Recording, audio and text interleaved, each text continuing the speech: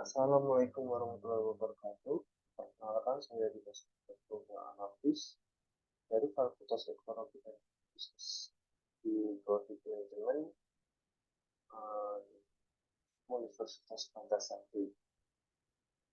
Di sini saya ingin melakukan performance test kemudian akhir semester mata kuliah SPPT dalam bisnis dengan dosen pengampu Bapak Dr. Sugeng Prayitno, MA. Mari kita simak materinya. Ya, untuk yang pertama, alternatif penyelesaian sengketa. A. Pendahuluan. Saat ini transaksi bisnis yang berlangsung sudah sangat ketat dan semarak, sehingga tidak dapat dihindari terjadinya sengketa antar para pelaku dunia usaha yang terlibat. Setiap jenis sengketa yang terjadi selalu menuntut pembukaan dan penyelesaian yang cepat. Membiarkan sengketa bisnis terlambat diselesaikan akan mengakibatkan pembangunan di bidang ekonomi dan bisnis. Secara konvensional, penyelesaian sengketa dilakukan secara litiasi atau penyelesaian sengketa di pengadilan. Posisi para pihak yang bersengketa saling berlawan satu para pelaku bisnis dan usaha. Andai kata penyelesaian harus ditempuh melalui pengadilan, maka semata-mata sebagai jalan terakhir atau ultimatum remedi setelah alternatif baik dinilai tidak membuahkan hasil.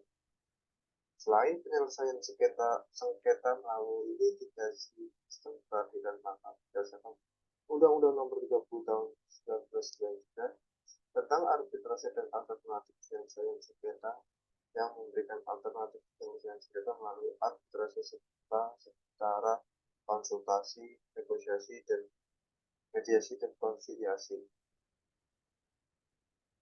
B. Arbitrase. Sebagaimana definisi yang diberikan dalam Undang-Undang Nomor 30 Tahun 1999, maka arbitrase adalah cara penyelesaian suatu sengketa perdata di luar peradilan umum yang didasarkan pada perjanjian arbitrase yang dibuat secara tertulis oleh para pihak yang bersengketa. Arbitrase terjadi karena adanya kehendak dari para pihak untuk menyelesaikan setiap perbedaan pendapat, perselisihan maupun sengketa yang terjadi di antara mereka melalui lembaga arbitrase di luar lembaga peradilan yang dibuat secara tertulis dalam suatu klausul arbitrase dalam perjanjian pokok sebelum perselisihan atau sengketa lanjut, maupun dalam bentuk perjanjian arbitrase tersendiri setelah sengketa timbul. Jalannya pemeriksaan dalam arbitrase tidak jauh berbeda dengan jalannya proses pemeriksaan perkara dalam peradilan pada umumnya yang mengikuti antara lain acara yang menggunakan bahasa yang sepakat, sistem pembuktian yang diterapkan, hak-hak para pihak dalam proses pemeriksaan serta alur jalannya pemeriksaan yang dimulai dari sejak permohonan untuk pemeriksaan sengketa diajukan hingga dijatuhkan suatu putusan tingkat akhir yang mengikat para pihak yang meminta penyelesaian perselisihan melalui lembaga arbitrase. Penyelesaian sengketa melalui arbitrase dapat dilakukan dengan menggunakan lembaga arbitrase nasional atau internasional berdasarkan kesepakatan para pihak. Masing-masing lembaga arbitrase yang akan menangani sengketa sesuai dengan peraturan dan ketentuan hukum acaranya. Oleh karenanya, ketentuan arbitrase dalam Undang-Undang Nomor 30 Tahun 1999 hanya berfungsi para pihak tidak sebuah lembaga arbitrase tertentu. Untuk menghindari permasalahan yang timbul di kemudian hari yang terkait dengan proses persidangan dan faktor arbitrase, maka dalam menyusun klausul arbitrase perlu diperhatikan beberapa hal yang satu pilihan menarik. Sebaiknya dalam klausul pilihan hukum terutama untuk kontrak internasional disebutkan secara jelas dan tertulis hukum mana yang akan berlaku atas perjanjian tersebut. 2. Ketentuan escrow.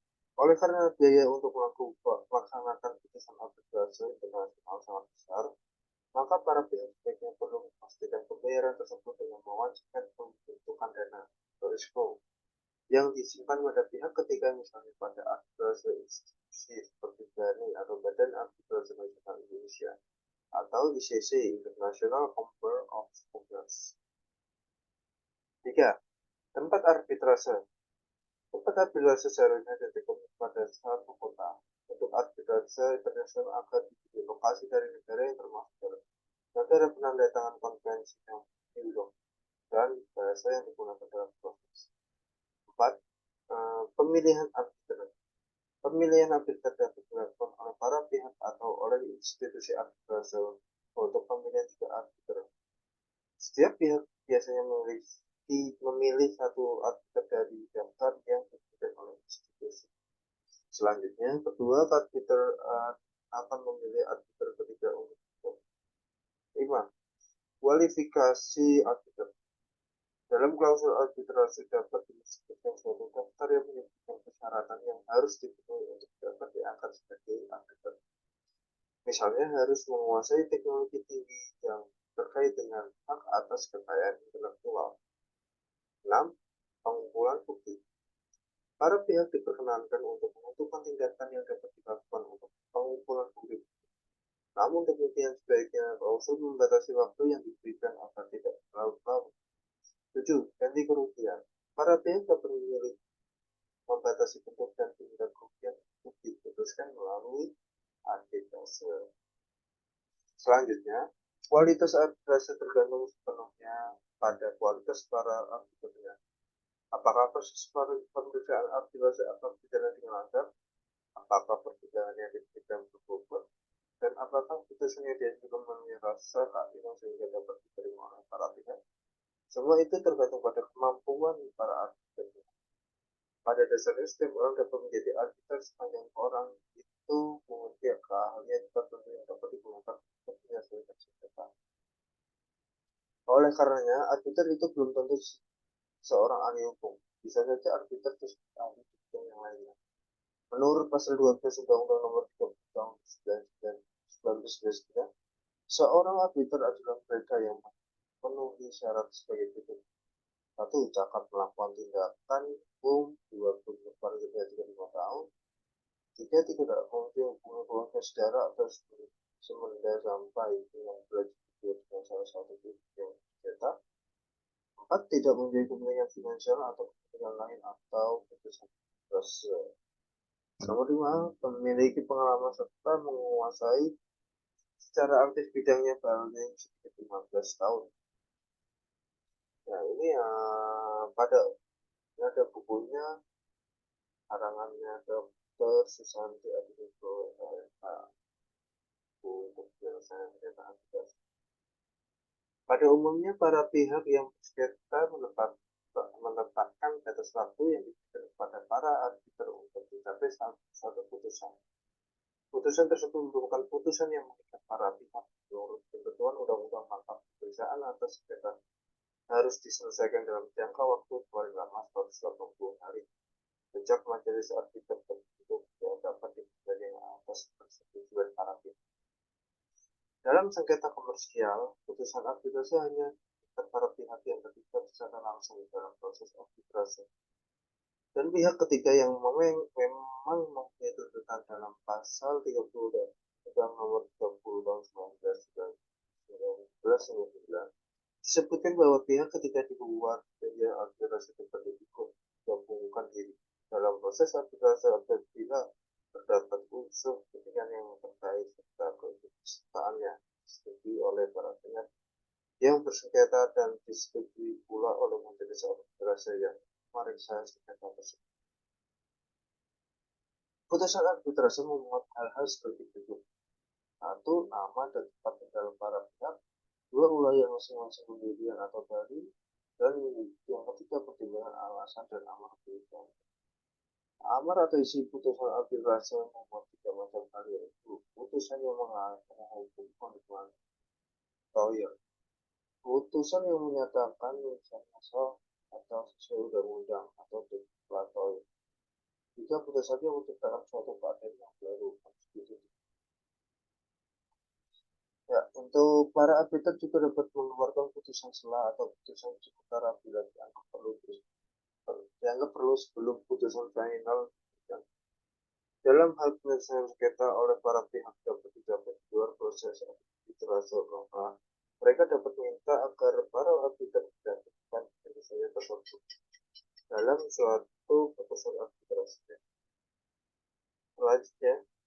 Putusan arbitrase harus disampaikan kepada pihak yang berbeda dan tidak boleh diumumkan oleh para arbiter kecuali dengan izin para pihak. Pelaksanaan putusan arbitrase harus dilaksanakan dengan benar sesuai dengan substansi putusannya. Penyimpangan atas hal ini dapat menyebabkan pelaksanaannya berbagai bentuk. Yang menjadi pertanyaan penting adalah apakah putusan arbitrase dapat diakui dan dieksekusi di suatu negara. Hal ini sangat penting untuk memberikan suatu kepastian hukum dalam dunia bisnis karena apabila putusan arbitrase yang diberikan di suatu negara lain tidak diakui dan tidak dapat dilaksanakan, maka penyelesaian sengketa bisnis melalui arbitrase akan sia-sia dan tidak aman. Menurut pasal 70 Undang-Undang Nomor 30 Tahun 1999 menyatakan bahwa terhadap putusan arbitrase para pihak dapat mengajukan permohonan pembatalan jika putusan tersebut diduga mengandung unsur-unsur antara lain sebagai berikut. Satu, surat atau dokumen yang diajukan dalam proses setelah putusan dijatuhkan atau diakui palsu atau menyatakan palsu. Dua, setelah putusan diakui dokumen yang menentukan yang disebutkan oleh pihak lawan.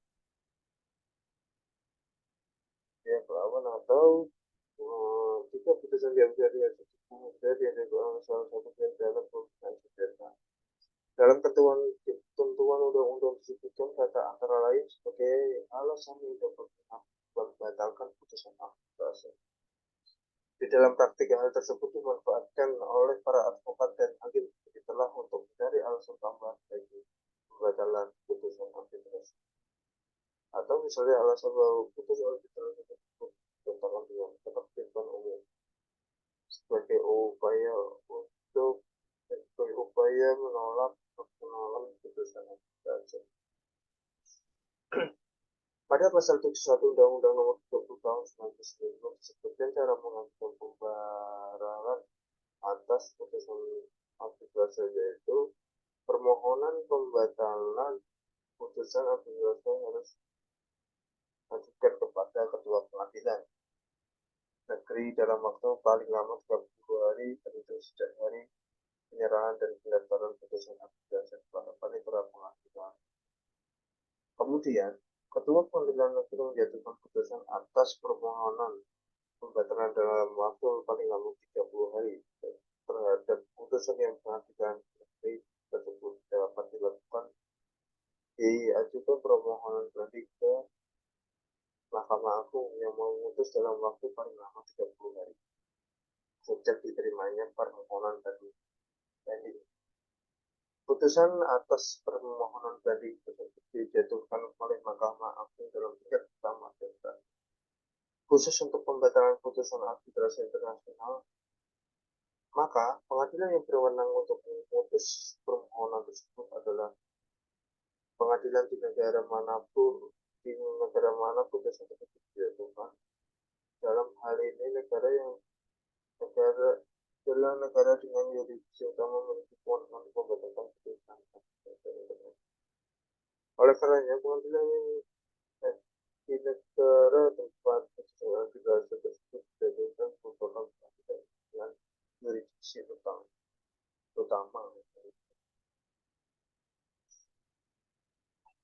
Mediasi dan negosiasi.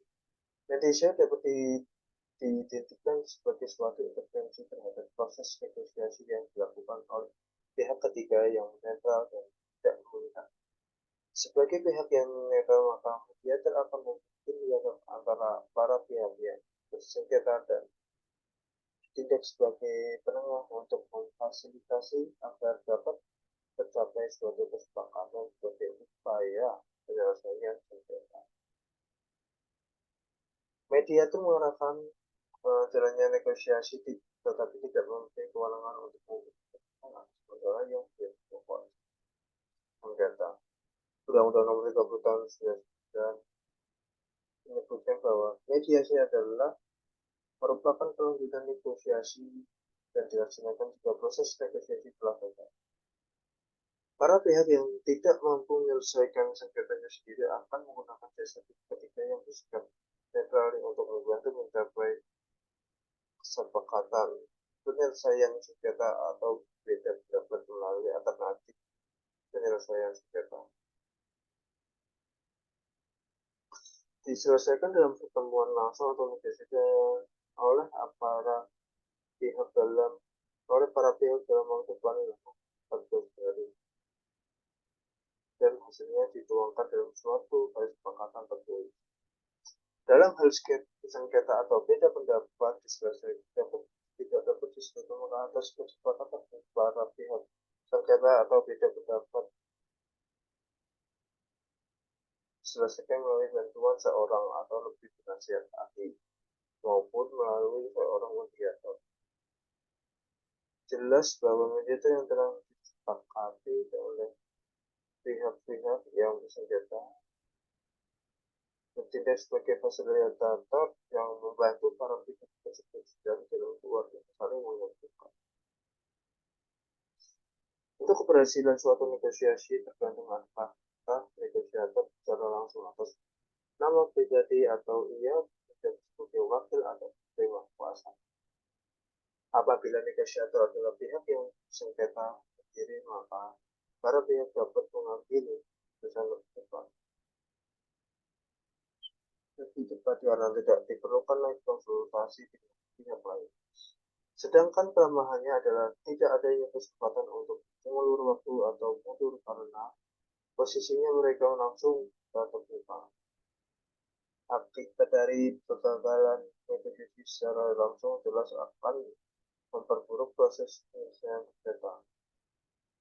Sebaliknya, dengan kondisi negosiator sebagai wakil atau kuasa, walaupun keputusan menjadi lebih lambat, namun apabila walaupun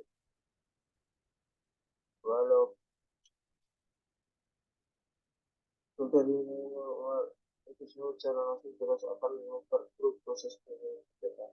Sebaliknya, dengan kondisi negosiator sebagai wakil atau kuasa, walaupun keputusannya menjadi lebih lambat, namun apabila negosiasi mengalami kegagalan, masih terbuka kesempatan untuk menawarkan negosiasi dengan daerah lain.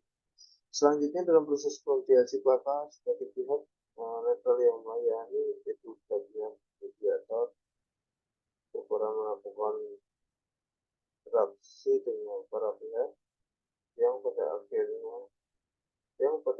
akhirnya akan fokus pada penyelesaian.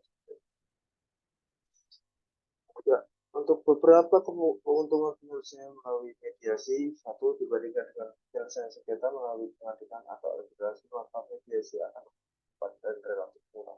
Dua, mediasi tidak hanya memperhatikan hak hukum para pihak, tetapi juga memfokuskan kepentingan para pihak secara nyata dan pada kebutuhan emosi dan psikologis. Mediasi memberi kesempatan untuk partisipasi secara langsung dalam menyelesaikan perselisihan. Para pihak diberi kemampuan untuk melakukan kontrol terhadap proses dan hasilnya. 5. Mediasi dapat mengubah hasil dengan suatu kepastian tidak terlalu cemas. Baik, tidak. Dapat mengulangi dengan suatu kepastian melalui konsensus. Dengan mediasi maka akan membuat saling pengertian karena mereka sendiri memutuskan. 7. Mampu menghilangkan konflik yang terkait putusan tersebut memaksa baik pada proses pengadilan atau mediasi biasanya dilakukan melalui suatu proses secara sukarela atau berdasarkan pada kejadian atau pelaksanaan peraturan atau perintah pengadilan. Dalam pasal 14 ayat 1 peraturan Mahkamah Agung, namun Mahkamah Agung atau perubahan nomor 02/2003 disebutkan bahwa proses mediasi pada dasarnya tidak bersifat untuk umum kecuali para pihak menghadapi lain.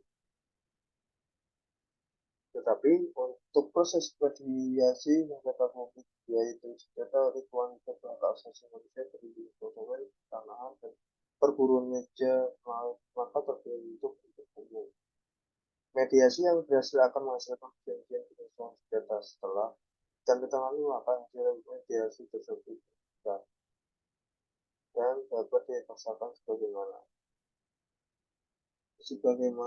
perjanjian yang mengikat para pihak yang menguasainya. Yang menjadi persoalan adalah apabila mediasi tetap tidak berhasil menyelesaikan sengketa para pihak. Dalam Perma 02/2003 disebutkan bahwa jika tidak berhasil menyelesaikan sengketa para pihak dalam Perma bahwa jika para pihak total mencapai kesepakatan, maka pernyataan dan pengakuan para pihak dalam proses mediasi tidak dapat digunakan sebagai alat bukti dalam proses persidangan perkara yang bersangkutan atau perkara lainnya, dan fotokopi dokumen dan notulen atau dalam catatan mediator wajib dimusnahkan. Pusat Mediasi Nasional atau PMN adalah lembaga independen yang melatih penyelesaian sengketa untuk lembaga pelatihan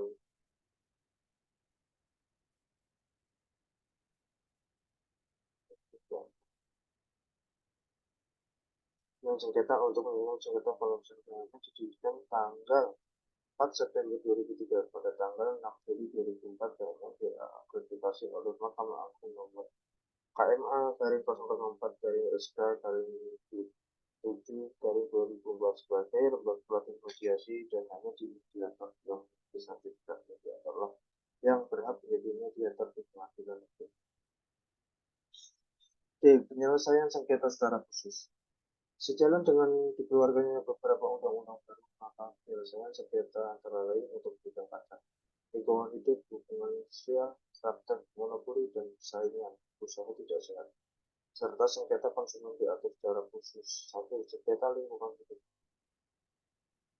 Penyelesaian perselisihan lingkungan hidup di luar pengadilan diatur dalam peraturan KPP nomor 54 tahun 2000 tentang lembaga penyedia jasa layanan penyelesaian sengketa lingkungan hidup di luar pengadilan. Sebagai pelaksanaan Undang-Undang Nomor 23 Tahun 1997 tentang pengelolaan lingkungan hidup dan Undang-Undang Nomor 30 Tahun 1999 tentang arbitrase dan alternatif penyelesaian sengketa. Penyelesaian sengketa dalam bidang lingkungan oleh para pihak sukarela di luar pengadilan, maka pihak tidak dapat lagi menyelesaikan melalui pengadilan, kecuali A. Upaya penyelesaian perselisihan di luar pengadilan telah dinyatakan tidak berhasil secara tertulis oleh salah satu atau kedua belah pihak dalam sengketa. B. Salah satu atau kedua belah pihak menarik diri dari perundingan yang terjadi melalui proses penyelesaian di luar pengadilan. Badan yang berwenang untuk menangani penyelesaian sengketa di luar pengadilan adalah adalah lembaga penyedia jasa layanan penyelesaian sengketa lingkungan di luar pengadilan atau LPJPP SLHPP yang dibentuk oleh pemerintah pusat atau menteri daerah lingkungan dan pemerintah daerah atau gubernur wali kota bupati. Permohonan penyelesaian sengketa lingkungan di luar pengadilan harus dijalankan secara tertulis oleh salah satu pihak yang tersengketa kepada lembaga penyedia jasa penyelesaian sengketa lingkungan di luar pengadilan dengan tembusan kepada instansi yang bertanggung jawab atas bidang pengendalian dampak lingkungannya, baik pada tingkat pusat maupun daerah. Selanjutnya, oleh instansi yang berwenang akan dilakukan verifikasi atas kebenaran fakta-fakta berupa data-data atau informasi-informasi yang disampaikan oleh pemohon dalam jangka waktu 30 menit sejak tembusan permohonan diterima. Hasil verifikasi tersebut akan diberikan kepada LPJPP SLHPP dan selanjutnya LPJPP SLHPP tersebut dalam jangka waktu 14 hari terhitung sejak verifikasi diterima harus segera mengundang para pihak yang sudah berbicara menyelesaikan perselisihan tersebut. 2. Sengketa hubungan industrial. Penyelesaian perselisihan hubungan industrial diatur dalam Undang-Undang Nomor 2 Tahun tentang penyelesaian perselisihan hubungan industrial. Penyelesaian sengketa tersebut dapat dilakukan melalui dua cara, yaitu Satu, di luar pengadilan terdapat proses partida, mediasi, konsiliasi, AD, dua, pengadilan hukum industrial penyelesaian perselisihan hubungan industrial membayarkan terlebih dahulu melalui perundingan di partida sejak musyawarah mufakat. Apabila upaya bipartit gagal, maka dapat ditempuh upaya penyelesaian yang dilakukan oleh mediator. Selain penyelesaian melalui konsiliasi yang dilakukan oleh konsiliator, cara penyelesaian lainnya adalah berdasarkan kesepakatan para pihak untuk menyerahkan penyelesaian perselisihan pada arbiter melalui lembaga arbitrase yang akan mengeluarkan putusan yang bersifat final dan mengikat yang harus diikuti negara di wilayah lembaga arbitrase menetapkan putusan tersebut. Para pihak yang tidak menerima putusan berarbitrase tersebut bersedia dan putusan suara seperti termasuk upaya hukum luar biasa Dewan Kembali Mahkamah.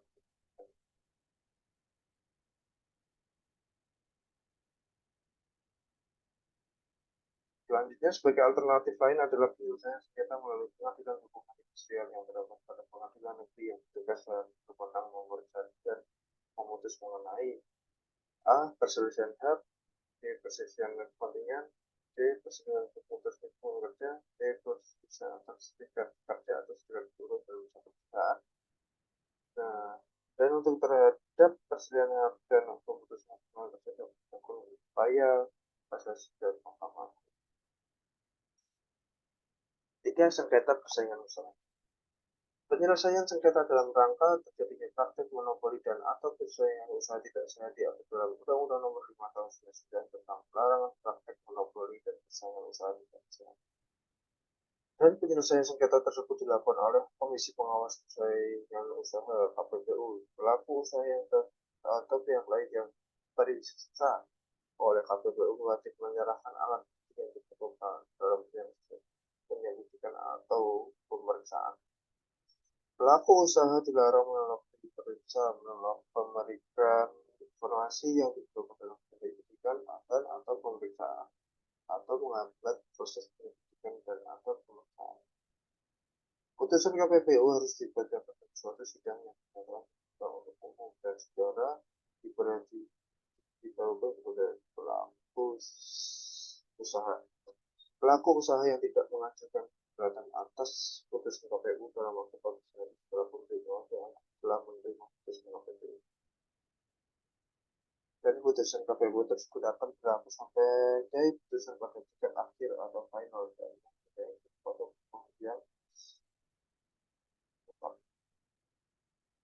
sedangkan pelaku usaha yang tidak menerima putusan KPPU dan keberatan kepada pengadilan negeri sampai 14 hari setelah memberitahu putusan putusan tersebut diterima. Selanjutnya, jika terdapat keberatan atas putusan pengadilan negeri, maka pihak yang berkeberatan dapat mengajukan kasasi kepada Mahkamah Agung RI dalam waktu 14 hari terhitung sejak putusan diterima. Mahkamah Agung RI harus memberikan putusan dalam waktu 30 hari setelah kasasi diterima. 4. Sengketa konsumen. Dalam Undang-Undang Nomor 8 Tahun 1999 tentang Perlindungan Konsumen, maka lembaga khusus yang dibentuk untuk menyelesaikan perbedaan atau perselisihan antara konsumen dan pelaku usaha adalah Badan Penyelesaian Sengketa Konsumen atau BPSK. Dalam hal ini, UU PK memberikan alternatif penyelesaian sengketa melalui badan di luar sistem peradilan yaitu BPSK. Selain pengadilan negeri yang daerah hukumnya meliput tempat kehidupan konsumen, BPSK diwajibkan untuk menyelesaikan sengketa konsumen yang diserahkan kepadanya dalam waktu 21 hari terhitung sejak gugatan diterima oleh BPJS. Putusan yang melalui majelis nasional dan mengikat bagi pihak yang tidak setuju atas putusan tersebut dapat mengajukan kepada pengadilan negeri untuk dapat diputuskan dengan waktu proses 21 hari kembali ke jam. Sedangkan bagi banyak yang tidak puas dengan tidak untuk mengajukan gugatan saya sudah mahkamah agung RI. Penyelesaian sengketa sengketa bisnis melalui peradilan umum. Hampir semua bisnis tidak lepas dari masalah hukum, khususnya perjanjian. Dalam hal terjadi manifestasi atau ingkar janji atas suatu perjanjian, maka salah satu cara penyelesaian yang dapat ditempuh adalah dengan melakukan gugatan perdata melalui pengadilan administratif. Selain alasan manifestasi, maka gugatan juga dapat dilakukan oleh satu atau beberapa pihak pada pihak lain yang karena alasan perbuatan melawan atau pasal 1365 KUH pada dalam hukumnya acara perdata, apabila suatu perkara yang diajukan ke sidang atau pengadilan, maka hakim tidak boleh menolak untuk memeriksa dan mengadili perkara tersebut dengan alasan bahwa hukumnya tidak atau kurang jelas. Kalau sekiranya hakim tidak menemukan hukum tertulis, makanya wajib dari atau mengikuti dan memahami nilai-nilai hukum yang hidup dalam masyarakat. Dalam masalah gugatan, perlu terlebih dahulu diketahui perbedaan antara gugatan dengan permohonan. Perbedaannya adalah bahwa dalam perkara gugatan ada suatu sengketa yang diselesaikan dan diputuskan oleh pengadilan, sedangkan dalam perkara yang disebut dengan permohonan maka tidak ada sengketa. Dalam hal permohonan, maka hakimnya hanya sekedar memberi jasa-jasa sebagai seorang tenaga tata usaha negara mengeluarkan disebut putusan satu pihak-pihak perkara. Pada asasnya setiap orang boleh berperkara di pengadilan kecuali orang yang belum dewasa atau orang yang sakit. Bagi orang yang belum dewasa harus diwakili oleh orang tua atau warinya. Sedangkan bagi yang sakit ingatan diwakili oleh pengampungnya, suatu badan hukum atau negara boleh juga menjadi pihak dalam suatu perkara. Dalam suatu sengketa data sekurang-kurangnya terdapat dua pihak, yaitu pihak penggugat yang mengajukan gugatan dan pihak tergugat. Namun dalam praktek ada kalanya terdapat tiga pihak dalam suatu perkara data, yaitu penggugat, tergugat, dan pihak ketiga. Penggugat yaitu orang yang merasa bahwa haknya telah dilanggar, sedangkan tergugat yaitu orang yang ditarik ke pokok karena ia dianggap atau dirasa melanggar hak seseorang, sedangkan turut campur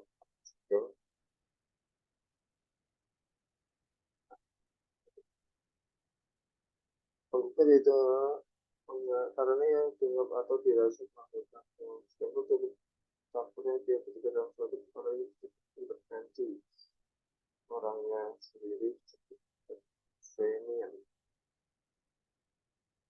Dua, tingkat pengadilan negeri. Dalam pengajuan gugatan harus diperhatikan oleh penggugat bahwa gugatannya harus diajukan ke pengadilan yang dapat berwenang untuk mengadili perkara yang bersangkutan, yaitu a. kewenangan mutlak atau potensi absolut, yaitu wewenang badan pengadilan dalam memeriksa jenis perkara tertentu yang secara mutlak tidak dapat dibuka oleh badan pengadilan lain, baik dalam lingkungan peradilan yang sama, pengadilan negeri dengan pengadilan tinggi, maupun dalam lingkungan peradilan yang lain atau pengadilan negeri dengan pengadilan agama. B. Kewenangan relatif atau potensi relatif, yaitu mengatur tentang pembagian kekuasaan mengadili antar pengadilan yang serupa atau sejenis atau pengadilan negeri Jakarta Pusat dengan pengadilan negeri Bandung. Jadi dalam hal ini akan berbeda dengan wilayah hukum suatu pengadilan. Tujuan diadakannya suatu proses di muka pengadilan adalah untuk memperoleh putusan hakim yang memiliki kekuatan hukum yang tetap. Hakim mengadili secara sebagian dari tuntutan penggugat dan tidak perlu mengambil putusan tentang hal-hal yang tidak dituntut atau memberikan putusan lebih dari yang dituntut. Dalam hal ini ada dua putusan, yaitu putusan sela putusan akhir. Putusan selah adalah putusan yang dihadirkan sebelum hakim memutus perkaranya, yaitu untuk memungkinkan atau memungkinkan selah adalah putusan yang dihadirkan hakim memutus perkaranya, yaitu untuk memungkinkan atau mempermudah kelanjutan pemeriksaan perkara. Sedangkan putusan akhir adalah putusan yang mengakhiri pemeriksaan suatu perkara di pengadilan. 3. Tingkat banding.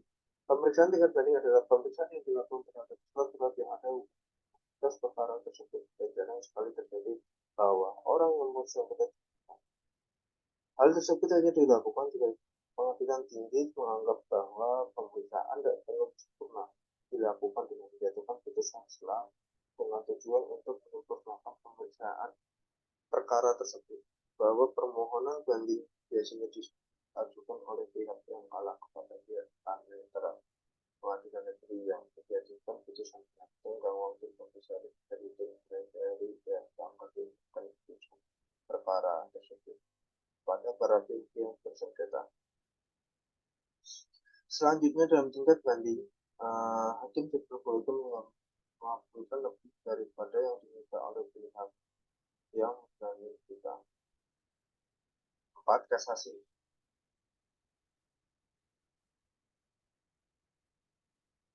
Pemeriksaan kasasi dilakukan oleh mahkamah dengan surat-surat dan hanya jika dipandang perlu ke mahkamah tinggal sendiri para pihak atau para saksi memerintahkan pengadilan tingkat pertama atau pengadilan tingkat banding yang memutus perkara tersebut mendengar para pihak dan para saksi. Mahkamah Agung memeriksa dan memutus perkara kasasi dengan sekurang-kurangnya dengan 3 orang hakim. Putusan Mahkamah Agung diucapkan dalam sidang terbuka untuk 5. Peninjauan kembali atau resiko. Peninjauan kembali adalah upaya hukum luar biasa atau atas putusan perkara perdata yang telah memperoleh kekuatan hukum tetap berdasarkan alasan-alasan sebagai berikut. A. Apabila putusan didasarkan pada suatu kebohongan atau tipu muslihat pihak lawan yang diketahui setelah perkaranya diputus atau didasarkan pada bukti yang kemudian hari oleh hakim pidana dinyatakan palsu. B. Apabila setelah perkara diputus ditemukan surat-surat bukti yang bersifat menentukan yang pada waktu perkara diperiksa bisa tidak dapat ditemukan. C. Apabila telah dikabulkan suatu hal yang tidak dituntut atau lebih daripada yang dituntut. D. Apabila mengenal sesuatu bagian dari tuntutan belum diputus tanpa dipertimbangkan sebabnya. Apabila di antara pihak-pihak yang sama mengenai suatu soal yang sama atas dasar-dasar yang sama oleh pengadilan yang sama atau sama tingkatnya telah diberikan putusan yang bertentangan satu dengan yang lain. F. Apabila dalam suatu putusan terdapat suatu kekhilafan hakim atau suatu kekeliruan yang nyata, peninjauan kembali dapat diajukan hanya 1 kali dalam permohonan tidak menggunakan atau menghentikan pelaksanaan putusan pengadilan. Demikian untuk presentasi saya. Maaf jika ada kekurangan salah kata. Terima kasih.